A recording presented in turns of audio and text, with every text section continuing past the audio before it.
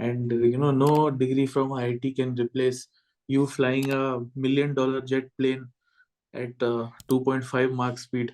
बस JEE mathematics और NDA mathematics में आई थिंक एक ही डिफरेंस है कि जेई थोड़ा सोचने के लिए टाइम देता है एग्जाम में, एंड एनडीए में आपका सिर्फ स्पीड का गेम है। हाँ, आपको क्वेश्चन देखते ही एक्चुअली समझ में आ जाना चाहिए कि आपको कैसे करना है ये क्वेश्चन। मतलब तुम अपने आप से मेहनत करोगे तो तुमको रिजल्ट्स मिल ही जाएंगे। ठीक है, तो यस सर। 50% तो प्रोबेबिलिटी है ना कि तेरा सही होगा। यस ठीक सर। है, और अगर सही हुआ तो 2.5 नंबर, गलत हुआ तो क्या 0.7 कटेंगे। Yes sir. है ना, तो ओवरऑल तो बेनिफिट में ही जाएगा। तू चलता जा, तू चलता जा, तू चलता जा,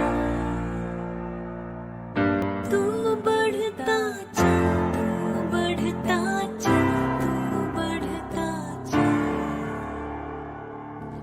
तू लड़ता जा, तू लड़ता जा, तू लड़ता जा, तू बढ़ता जा, तू बढ़ता जा, तू बढ़ता जा। जय हिंद, वंदे मातरम और भारत माता की जय। स्वागत है आपका द फौजी शो में। द फौजी शो में सामाजिक जिम्मेदारी की तरफ एक विनम्र कोशिश है। इस शो से इकट्ठा किया हर पैसा भारत के वीर फाउंडेशन में जाएगा, ताकि हमारे शहीद भाई बहन की फैमिलीज को कोई भी आर्थिक समस्या ना आए। आपके एक लाइक, शेयर और सब्सक्राइब से किसी की सहायता हो सकती है, क्योंकि मैं खुद एक एक्स एनडीए हूँ और नेशनल डिफेंस एकेडमी में 3 साल ट्रेनिंग किया हूँ।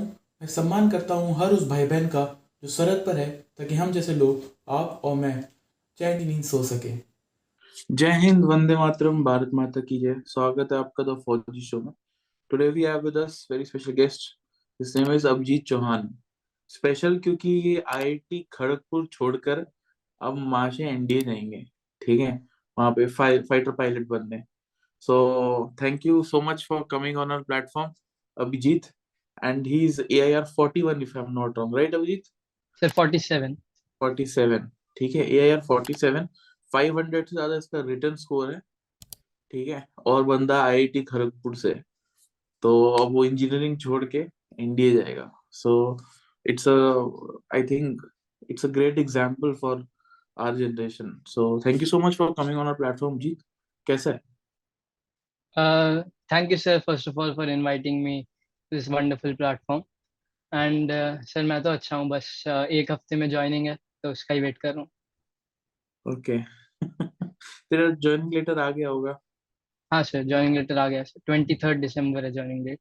Okay okay, great. मेरा 26 दिसंबर 2017 था। तो वो लेटर मेरे पास अभी भी पड़ा हुआ है, वो जो मिलता है, एक लेटर आता है ना, ज्वाइनिंग लेटर। Yes sir. तो I will always treasure that. Anyways Abhijit, moving forward, written तूने फर्स्ट अटेम्प्ट में ही निकाला, यस है सर, ना? First so attempt. रिटर्न की तैयारी कैसे की? Because you were preparing for JEE also, so थोड़ा तो इजी हुआ ही होगा इंडिया तेरे लिए, थोड़ा क्या बहुत। सो उसके बारे में बता, मैथमेटिक्स का बता, जीएटी का बता, अलग अलग। Yes sir. सर पहले मैथमेटिक्स के लिए तो जेई से बहुत ज़्यादा ही हेल्प होती है। बस जेई मैथमेटिक्स और एनडीए मैथमेटिक्स में आई थिंक एक ही डिफरेंस है कि जेई थोड़ा सोचने के लिए टाइम देता है एग्जाम में, एंड एनडीए में आपका सिर्फ स्पीड का गेम है। हाँ, आपको क्वेश्चन देखते ही एक्चुअली समझ में आ जाना चाहिए कि आपको कैसे करना है ये क्वेश्चन। तो लाइक एंड जेई के लिए, जेई की वजह से कॉन्सेप्ट तो क्लियर थे काफ़ी, क्योंकि जेई प्रिपरेशन भी मैं सीरियसली कर रहा था। एंड एनडीए के लिए स्पेसिफिकली मैंने सिर्फ प्रीवियस ईयर पेपर्स किए मैथमेटिक्स के, तो एंड उससे इतना कॉन्फिडेंस आ गया कि मैं एनडीए का मैथ्स रिटर्न अच्छे से कर पाऊँ। एंड जीएटी के लिए, इंग्लिश के लिए मैंने थोड़ी सी लाइक जो एनडीए के यूट्यूब पे ही वीडियोस होते हैं वही देखे थे, एंड पेपर का पैटर्न समझने की कोशिश की, पेपर में कैसे आते हैं, कैसे क्वेश्चंस आते हैं। एंड जो यूट्यूब वीडियोस में बताया जाता है कि ये पैटर्न में क्वेश्चंस आते हैं, उस पैटर्न के हिसाब से थोड़ा थोड़ा प्रिपरेशन किया, एंड उन वीडियोस से ही सीख लिया काफ़ी कुछ। एंड जो साइंस पार्ट आता है, साइंस पार्ट अगेन जेई की वजह से काफ़ी अच्छा था। साइंस पार्ट में मैं काफ़ी कॉन्फिडेंट था पहले से ही, एंड उसके लिए भी मैंने सिर्फ प्रीवियस ईयर पेपर से ही प्रैक्टिस की, जो पहले क्वेश्चंस आए हुए हैं। काफ़ी एलिमेंट्री टाइप ही क्वेश्चंस लगते हैं उसके जो आते हैं, इतना ज़्यादा मेहनत नहीं लगती साइंस में जो जीएटी में आता है। एंड मेन टफ पॉइंट मेरे लिए वो था जो करंट अफेयर्स एंड जीके आता है, क्योंकि मैं उसके लिए इतना वेल वर्स नहीं था।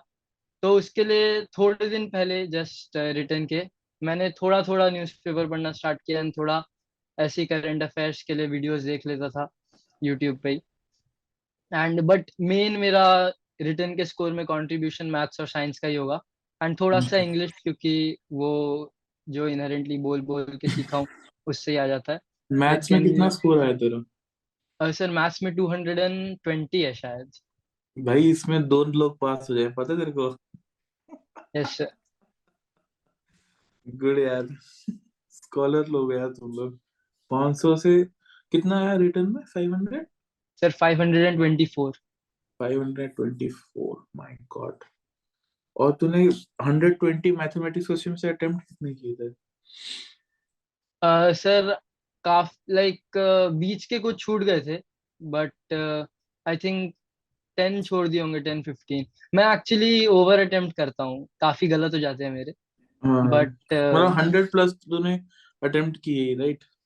यस सर, बट मतलब मेरा ऐसा हमेशा जेई में भी ऐसे ही रहता था कि अटेम्प्ट में ज्यादा करता हूँ, क्योंकि कभी कभी मेरे साथ ऐसा होता है कि एक ऑप्शन ही एलिमिनेट हो गया या दो ऑप्शन एलिमिनेट हो गए, तो उसमें भी मैं तुक्का मार ही देता था कि हम्म। चलो देखते हैं। नहीं, ये तो मैं मानता हूँ, बिकॉज इसमें क्या है, ये मैंने भी किया था अपने टाइम पे। अगर जैसे चार ऑप्शन है, ठीक है, चार ही होती है यस ना सर। एनडीए में, A B C D, तो अगर दो ऑप्शन एलिमिनेट का हो रही हैं, ठीक है, तो यस सर। 50% तो प्रोबेबिलिटी है ना कि तेरा सही होगा। यस ठीक सर। है, और अगर सही हुआ तो 2.5 नंबर, गलत हुआ तो क्या 0.7 कटेंगे, यस सर। है ना? तो ओवरऑल तो बेनिफिट में ही जाएगा। यस सर, एंड सर ऐसा अगर हम ज्यादा क्वेश्चंस के लिए करें, सब 20 क्वेश्चन हाँ, के लिए कर दिया तो 10 गलत 10 सही में भी काफी पॉजिटिव फायदा में ही है। रहेगा फिर भी। हाँ सर। तो वही है, अगर लेट से तेरा लक भी खराब हो गया, अगर 20 में जैसे 20 तूने तुक्के मारे, अगर दो एलिमिनेट करके, ठीक है, और अगर तेरा 10 सही नहीं हुआ, चल लेट से 6-7 भी सही हुए, तब भी तो पॉजिटिव में ही है, देखा जाए तो। Yes sir. तो इसलिए आई थिंक इट्स वर्थ इट, मतलब अगर किसी को रिस्क उठाना है तो, बट जनरली आप सॉल्व करके ट्राई करो तो ही बेटर है, ठीक है? Yes sir. तो वो ये चीज मत भूलना। एंड रिटर्न तेरा क्लियर हुआ, और तू मीनवाइल तूने आईआईटी खड़गपुर ज्वाइन कर लिया था, तो आईआईटी खड़गपुर का कैंपस कैसा लगा तेरे को? सर आईटी खड़गपुर का कैंपस तो बहुत अच्छा है, एंड अंदर जो लोग पहली बार जाते हैं उनके लिए काफी सारी चीजें भी होती हैं, काफी सारे क्लब्स होते हैं एंड सोसाइटीज होती हैं, काफी सारा। मतलब मैं तो एक महीना ही रहा, बट एक महीना रह के मुझे समझ में आ गया कि वो आपको अपॉर्चुनिटीज बहुत सारी देते हैं सीखने के लिए। वहाँ पे भी बहुत कुछ है, बहुत कुछ अच्छी चीजें हैं, स्पोर्ट्स की फैसिलिटीज भी बहुत अच्छी हैं। कैंपस भी 2000 एकर्स का है, तो बहुत सारी चीजें हैं उसमें जो आप कर सकते हो। एंड जो हॉस्टल लाइफ है, हॉस्टल लाइफ भी मैंने पहली बार ही एक्सपीरियंस की, उसमें भी काफी मजा आया। बस एक खाना अच्छा नहीं था वहाँ का इतना। और रैगिंग हुई, रैगिंग? नहीं सर, रैगिंग इतनी मतलब बस बेसिक इंट्रोडक्शन ही हुआ सीनियर से, ओके, रैगिंग तो इंट्रो। बिल्कुल नहीं है। ओके, अभी देखो बताएंगे असली रैगिंग क्या होती है, how real man do it. Yes. NDA join करेगा तो स्क्वाड्रन में तेरे को बुलाएंगे, जब मजा आएगा तेरे यस। को अगले 3 साल। अच्छा, बेस्ट पार्ट पता है क्या है? हमारे स्कॉन एंट्री रूम में ना बड़ा बड़ा कैपिटल बोल्ड में लिखा हुआ था, no ragging is allowed in India, yes. ठीक है, और उसी के नीचे मुर्गा बने हुए हैं। तो समझ ही नहीं आया भाई, क्या दोगला बने ये तो। Yes. But that is how it is, and best part इसमें कुछ बोलता भी नहीं है, because instructors are themselves ex NDA. तुमको पता है, ये तो yes. Part and parcel of training है, करवानी यस। तो है ही बंदे को, उसको तगड़ा तो बनाना ही है, फाइटर तो बनाना ही है। Yes sir. एनीवेज, तू सिविलियन बैकग्राउंड से है ना? Yes sir, sir completely civilian. तो ये आर्मी का क्रेज कहाँ से हुआ, एयरफोर्स का क्रेज कहाँ से बना? टॉप गन देखी थी?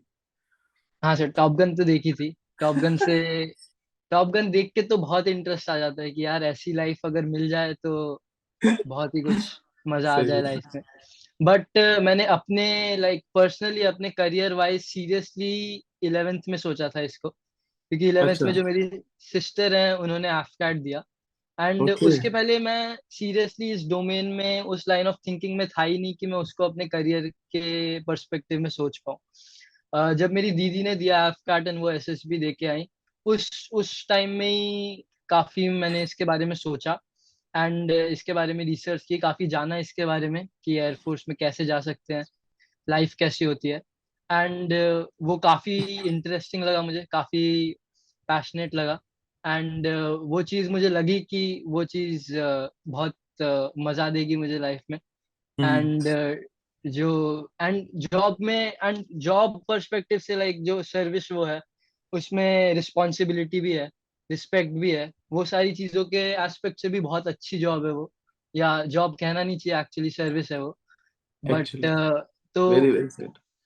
फिर वो सब देख के मुझे बहुत इंटरेस्ट आया। एंड जब से मैंने रिसर्च करना स्टार्ट किया, मेरा जो इंटरेस्ट है उस डायरेक्शन में वो बढ़ता ही जा रहा है। तो इसलिए फाइनली एनडीए दिया एंड एनडीए के लिए प्रिपेयर किया। And by God's grace selection भी हो गया, तो अभी जा रहा हूँ एनडीए। ओके, वेरी गुड है, वेरी गुड। एसएसबी की तूने कोई कोचिंग नहीं ली, you are I would say self prepared, right? Yes sir. तो उसके बारे में थोड़ा बता, how did you do it? Because मतलब कोई घर पे है नहीं आर्मी बैकग्राउंड का, यस सर। यू नो दीदी एसएसबी सिर्फ अटेंड किया उन्होंने, यस सर। सो उसके बारे में शेयर कर एक्सपीरियंस। हाँ सर, तो एसएसबी प्रिपरेशन के लिए एक्चुअली मैंने मोस्ट ऑफ द जो रिसोर्सेज है वो ऑनलाइन, जो फ्री रिसोर्सेज हैं वो यूज किए। यूट्यूब पे रिकमेंडेड कैंडिडेट्स के इंटरव्यू देखना एंड जो प्रोसीजर है एसएसबी का वो सब देखना। तूने मेरा कि कोई पुराना वीडियो देखा है? हाँ सर, आपके काफी वीडियोस देख के गया था मैं। ओके। एंड आने के बाद भी काफी वीडियोस देखे। ओके। एंड उससे काफी लाइक इंसाइट मिल जाती है कि जो रिकमेंडेड कैंडिडेट्स हैं वो किस माइंडसेट से जाते हैं, उनका पर्सपेक्टिव क्या होता है एसएसबी को लेकर। उससे काफी हेल्प हो जाती है। एंड मेनली मैं काफी प्रोसी ये सब देख के गया था कि होता क्या है एसएसबी में। पहले तो ये टेस्ट क्या है, वो लोग वहाँ पे क्या देख रहे हैं आपके अंदर। एंड थोड़ा थोड़ा अपने आप को उस डायरेक्शन में मोल्ड, अपने आप को रेडी किया कि मैं अपने आप को प्रेजेंट कर पाऊँ अच्छे से, जो मेरे में है मैं वो उनको बता पाऊँ, अपनी पर्सनालिटी उनको दिखा पाऊँ कि ये मैं हूँ। एंड फिर जो बेसिक चीजें हैं उनकी प्रिपरेशन के लिए थोड़ी थोड़ी प्रैक्टिस की, जो रिटन टेस्ट होते हैं। एंड जो वो है जो स्पीकिंग स्किल्स होते हैं, कम्युनिकेशन, ग्रुप डिस्कशन, उसके लिए एसएसबी के पहले ही हमारा एक ग्रुप टाइप बन गया था। जो सेम एसएसबी में लोग आने वाले होते हैं, उनका शायद जीमेल जो वो लोग भेजते हैं उसमें सबका जीमेल रहता है, तो वो जीमेल से भेज के एक बंदे ने सबका ग्रुप बना लिया था। तो हमने उससे उसमें थोड़े थोड़े ग्रुप डिस्कशन सेशंस होते थे। तो उनके साथ ग्रुप डिस्कशन वो मैंने ज्यादा नहीं किया, 3-4 बार किया होगा, बट उससे ठीक ठाक आइडिया लग जाता है कि ग्रुप डिस्कशन में क्या क्या होता है, क्या बोलना होता है। एंड ऐसे ही की थी प्रिपरेशन, मोस्टली यूट्यूब से ही की। ओके। और ये जो साइक टेस्ट होता है, यस इसकी सर। तैयारी इसकी भी यूट्यूब से बस देखा कि how to write and all? हाँ सर, साइक टेस्ट का भी ऐसे ही देखा यूट्यूब से कैसे करना है। ओके। And okay. ऐसे कोई मेजर प्रिपरेशन नहीं की थी साइक टेस्ट के लिए मैंने। ओके। और इंटरव्यू? सर इंटरव्यू के दिन एक्चुअली मैं बीमार पड़ गया था एसएसबी में, तो मैं थोड़ा इतना अच्छे से दे नहीं पाया।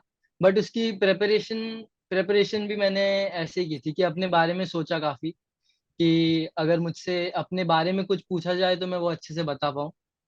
एंड अपने आप को प्रेजेंट कर पाऊँ, वही सब तो चीजें थोड़ा। Basically what I can make out कि तूने बेसिक फ्रेमवर्क देखा, रूल्स देखे, and you just went for SSB trying to be natural and what yes just sir. Showing what you are, right? Yes sir. है ना? तो इसमें बता, जब वहां पे टेस्ट हुए, ठीक है, तो उसका एक्सपीरियंस बता, इंटरव्यू का एक्सपीरियंस बता, हाउ वाज योर इंटरव्यू वहां पे? सर एक्चुअली इंटरव्यू के एक दिन पहले मैं थोड़ा बीमार पड़ गया था वहाँ पे। हाँ। मुझे हाँ। जुकाम एंड फीवर हो गया था। तो इंटरव्यू में इतनी अच्छी कंडीशन में नहीं दे पाया। मतलब मैं उससे अच्छा दे सकता था अगर मैं थोड़ा और उसमें होता। बट मेरा इंटरव्यूइंग ऑफिसर, वो सर मुझे बहुत अच्छे लगे। एंड उन्होंने काफी स्टैंडर्ड इंटरव्यू था।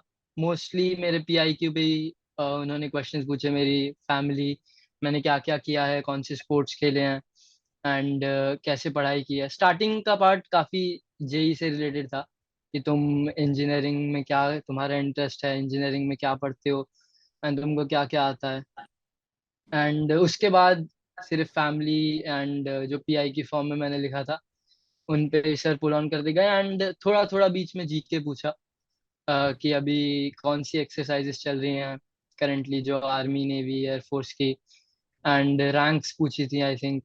तो वो सब बेसिक बेसिक थोड़ा जीके पूछा था। वो बता भी एंड दो तुम्हें।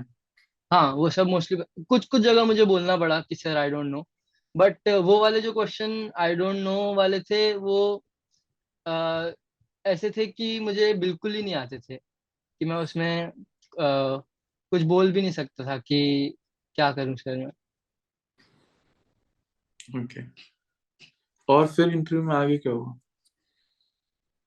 सर इंटरव्यू में मोस्टली इतना ही था सर कि उन्होंने काफी देर, वो मेरी पर्सनल लाइफ में बहुत ज्यादा डीप उन्होंने डीप किया एंड उसी पे अंदर चलते गए। एंड मेरे ओके। आसपास वाले लोग जो थे, जो आसपास उनका इंटरव्यू हो रहा था, वो भी यही बोल रहे थे कि मोस्टली पर्सनली हो रहा है इंटरव्यू ओके। एंड थोड़ा थोड़ा बाहर का पूछ रहे हैं। ओके। और जीटीओ में, क्योंकि तूने ऑब्स्टिकल्स कितने किए पहले ये बता। सर मैंने 7 ऑब्स्टिकल्स किए थे। ठीक है। और जो पीजीटी या जीटी जो आउटडोर ग्रुप टास्क रहते हैं, तो वो तो तूने आई थिंक फर्स्ट टाइम देख रहा होगा तू, राइट? Yes sir. तो उसमें कैसा था performance? Sir actually progressive group task में मेरे साथ ऐसा हुआ कि सर ने पहले बुलाया एंड सबको ब्रीफ किया कि ऐसे ऐसे करना है। एंड फिर सर ने बोला कि तुम लोग स्टार्ट कर सकते हो अब। तो स्टार्ट किया एंड स्टार्ट के 5-10 सेकेंड किसी ने एक्चुअली कुछ किया नहीं। एंड फिर 2-3 लोगों ने जो वो प्लैंक बल्ली एंड रस्सी वो सब उठाना होता है, उठा के आई थिंक फर्स्ट स्टेप हमेशा इजी होता है उसका। हाँ, एक ब्रिजिंग, प्लैंक सिर्फ रख के वो ब्रिजिंग पहुंच से हो जाते हैं। जाता है। हाँ। तो क्या हुआ कि जो लोग काम कर रहे थे वो लोग प्लैंक रख के एक एक स्टेप आगे चले गए हाँ। एंड हम लोग पीछे रह गए, 3-4 हाँ। लोग। हाँ। क्योंकि मैंने कभी किया नहीं था पहले वो। तो मैं सोच रहा था कि आइडियाज देते हैं एंड उसके बाद एक बार वो लोग आगे चले गए तो वही लोग बस डिस्कस कर रहे हैं कि इसके आगे कैसे जाना है। हम लोग पीछे हाँ। खड़े हुए हैं। एंड फिर वो लोगों ने डिस्कस किया। फिर जीटीओ सर ने बोला कि तुम इस आइडिया से कितने लोगों को आगे ले जा सकते हो। तो उनने बोला कि सर 2 के अलावा बाकी लोग जा सकते हैं। तो सर ने बोला बाकी लोग आगे चले जाओ। तो हम लोग फिर पीछे से आगे डायरेक्ट भाग गए। एंड 2-3 ग्रुप टास्क में यही हो रहा है मेरे साथ कि मैं खड़ा हुआ हूँ, फिर सर बोल रहे हैं कि जितने लोग जा सकते हैं चले जाओ, तो मैं आगे भाग जा रहा हूँ। फिर मैं कुछ कंट्रीब्यूट नहीं कर पा रहा, कुछ काम नहीं कर रहा, बोल भी नहीं पा रहा। एंड मतलब मैं कोशिश कर रहा था बोलने की, लेकिन मैं वो समझ नहीं पा रहा था कि मैं कैसे उसमें पार्टिसिपेट करूं। फिर थर्ड जो ग्रुप टास्क था उसके उससे मुझे थोड़ा समझने लगा कि पहले ही तुम थोड़ा प्लान या कुछ उठा के काम कर दो, एक स्टेप आगे चले जाओ एंड उसके बाद तुम अच्छे से पार्टिसिपेट कर पाओगे कि कैसे करना है। हाँ। तो थर्ड ग्रुप टास्क तक मुझे समझा अच्छे से कि कैसे करना है। मैंने थोड़ा थोड़ा पार्टिसिपेट करना स्टार्ट किया एंड फोर्थ ग्रुप टास्क में मैंने आई थिंक डिसेंट पार्टिसिपेट किया होगा अच्छे से। लेकिन ओवरऑल सिर्फ एक में ही करने से मुझे लगा कि बहुत खराब परफॉर्मेंस हो गया है मेरा प्रोग्रेसिव ग्रुप टास्क में। बट फोर्थ और And- थर्ड सबसे टफेस्ट होते हैं ना, फोर्थ बीइंग द टफेस्ट। हाँ सर, फोर्थ वाला टफेस्ट होता है, लेकिन फोर्थ वाला हमसे इतना अच्छे से सॉल्व हो नहीं पा रहा था। हम लोगों ओके, ने वो कोशिश की, नेचुरल है। मैं पार्टिसिपेट कर रहा था, लेकिन क्या है कि इतनी देर में बस लास्ट के 5-10 मिनट में अच्छा परफॉर्मेंस मुझे लग रहा था कि इतना सेटिस्फाइंग नहीं है। तो मेरे मैं मतलब प्रोग्रेसिव ग्रुप टास्क के बाद मेरे को लग रहा था कि मतलब अच्छा नहीं हुआ है ये तो, इसमें मैं पार्टिसिपेट भी नहीं कर पाया एंड बस मतलब पीछे से आगे भाग रहा था। तो फिर उसके बाद वाले जो होते हैं full group task and half group task, उसमें मैंने मतलब समझ गया था कि पार्टिसिपेट तो करना पड़ेगा अच्छे से। तो उन वो सब मैंने मतलब एक बार मैं प्रोसीजर समझ गया कि कैसे वर्क करता है वो। तो उन दोनों में मैंने अच्छा किया था, full group and half group task में। कमांड टास्क में कितने लोगों ने बुलाया था? सर कमांड टास्क में मुझे 2 लोगों ने बुलाया था। ओके। एंड और तेरा कमांड टास्क कैसा था? सर मेरा कमांड टास्क सिंपल ही था, बट मैं सोच नहीं पा रहा था उसमें। मैं खड़ा होके मतलब 2-3 मिनट पहले स्टेप पे ही कैसे करना है वही सोच रहा था एंड मतलब बस खड़ा हुआ हूँ, मेरे जो सबॉर्डिनेट्स हैं वो भी खड़े हुए हैं, वो मुझे देख रहे हैं। तो उसमें थोड़ा और भी ऑकवर्ड हो जाता है कि खड़े ही हुए हैं बस। हाँ। तो और लेकिन 2-3 मिनट बाद मुझे वो क्लिक हो गया कि कैसे करना है वो। ओके, और दो जीटो ने फिर प्लैंक कुछ से करना। कुछ हाँ किया, सर। फिर जीटो ने मॉडिफाई करने की कोशिश किया कुछ? नहीं सर, मेरे में जीटीओ ने कुछ मॉडिफाई नहीं किया। ओके। अ, मैंने बस बेसिकली वो 2 प्लैंक को साथ में अरेंज करना था, उससे हो जाता है वो। लेक्चर का एंड क्या टॉपिक था? सर लेक्चरेट का मेरा टॉपिक इलेक्शन कमीशन चूज किया था मैंने। ओके। एंड लेक्चरेट मेरा अच्छा नहीं हुआ था, मतलब 3 मिनट्स में मैंने 1.5 से थोड़ा ज्यादा बोला होगा बस। ओके। एंड लेकिन जितना बोला उतना अच्छा बोला था, मतलब उतने पे मैं कॉन्फिडेंट हूँ। बस एक नेगेटिव पॉइंट लेक्चरेट का ये था कि ड्यूरेशन कम थी, उसके अलावा मैंने सही किया था। तो बेसिकली साइक और इंटरव्यू ठीक ठाक गया था, एंड जीटीओ बहुत बेकार गया था। तो जीटीओ में स्पेसिफिकली यही दो, प्रोग्रेसिव ग्रुप टास्क और लेक्चरेट, लेक्चर। इसके अलावा बाकी सब ठीक ठीक ही गया था। ओके। और जब फिर कॉन्फ्रेंस आया तो उसमें क्या हुआ? सर कॉन्फ्रेंस में एक्चुअली ऐसा हुआ कि हम लोगों को पहले वेटिंग रूम में बुलाया था। हम 10 लोग साथ में गए, चेस्ट नंबर 11 से 20, मेरा 19 था। हाँ। तो पहले सबको बुला लिया एंड हम लोग बैठे हुए हैं, बस मैं 19 और 20 बैठे हुए हैं। मेरा था नेक्स्ट, और फिर बहुत देर तक उन्होंने बुलाया ही नहीं, ऐसे हम्म। 10 मिनट्स हो गए। उसके बाद फिर वो नेक्स्ट वाला ग्रुप भी आ गया, जो चेस्ट नंबर 21 से 30 है। एंड तो मैं सोच रहा था कि अंदर जाके कुछ तो पूछेंगे ही जब इतना डिस्कस हो रहा है।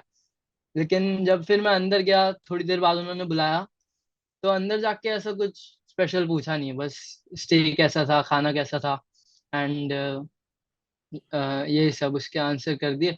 एंड हार्डली 2-3 मिनट चली होगी, उसके बाद आ गया वापस। और डिस्कशन कितनी देर चला उनका जब तेरे को बुलाने से पहले? Sir discussion I think 15 minute से ज्यादा ही चला होगा, ओके। काफी देर डिस्कस किया उनने। ओके। ग्रेट। कैसे मेडिकल में इधर कुछ नहीं है ना, फिट है ना मेडिकल में? हाँ सर, फर्स्ट टाइम में कंप्लीटली फिट हो गया। ओके। ग्रेट। दोस्त बनाए? हाँ सर, एसएसबी में दोस्त बनाए एंड रिकमेंड होने के बाद भी जो लोग साथ में रिकमेंड हुए वो भी काफी अच्छे दोस्त बन गए। कहीं बार बार घूमने गए तुम लोग? नहीं सर, एक्चुअली हमारा जो मेडिकल था वो अलग से हुआ था। तो हमको, ओके। मेरा एसएसबी मैसूर में था एंड वो ओके। 12 से 16 सितंबर तक था। ओके। एंड जो वो था मेडिकल के लिए, हमको 24 को वापस रिपोर्ट करना था बैंगलोर में। ओके। तो हम लोग घूम तो नहीं पाए इतना, ओके। ओके। बट लेकिन एसएसबी में काफी सीखने मिला, काफी एंजॉय किया, काफी दोस्त बनाए। Great. Thank you so much, Abhijit, for coming on our platform. I think it was great and wonderful talking to you. तूने आईआईटी छोड़ के इंडिया जा रहा है, it's a big step, but I hope you find happiness in your career and you don't regret it, and you do enjoy it, because अगर तेरा passion है flying, अगर तेरे को जुनून मिलता है, तो nothing like it. And no degree from IIT can replace you flying a $1 million jet plane at 2.5 Mach speed. So, ठीक है, yes it's the coolest bragging rights which you would have in your IIT batchmates. ठीक है. Yes. All the best. And यार, जाने से पहले एक सवाल जो मैं सबसे पूछता हूँ, कि how to deal with failures, and what is your message to the guy out there who is preparing, लेकिन उसका हो नहीं रहा है, उसका अभी एसएसबी मिस आउट हुआ है, उसका रिटर्न में मिस आउट हुआ है, तो what's your message to that guy?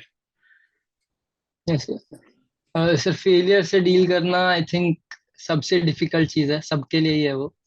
And उससे डील करना आई थिंक एक ही ऑप्शन है, stay strong and stay disciplined and hope for the best. मतलब तुम अपने आप से मेहनत करोगे तो तुमको रिजल्ट्स मिल ही जाएंगे। एंड मेहनत करते रहो, तुम्हारे साथ हो ही जाएगा, सबके साथ होता है। एंड अगर एंड एसएसबी एंड रिटर्न ऐसी चीज है कि, स्पेशली रिटर्न तो ऐसी चीज है कि तुम मेहनत करोगे तो तुमको रिजल्ट्स मिल ही जाते हैं। एंड सर यही बोलना चाहूंगा। Okay, thank you. I think you have summarized it there. जाने का वक्त आ गया. So thank you so much, Abhijit. And अपना ध्यान रखना. We wish you all the best for your 3 years at NDA, then 1 year at AFA. And बढ़िया उड़ाना plane और हमको फोटोज भेजते रहना. Yes, sir. Thank you, All the sir. best. And thank you so much for coming on our platform. And guys, if you like this video, please like, share and subscribe and share it amongst your friends. ठीक है? And we all can learn something from him, I think. Thank you. Take care. Jai Hind.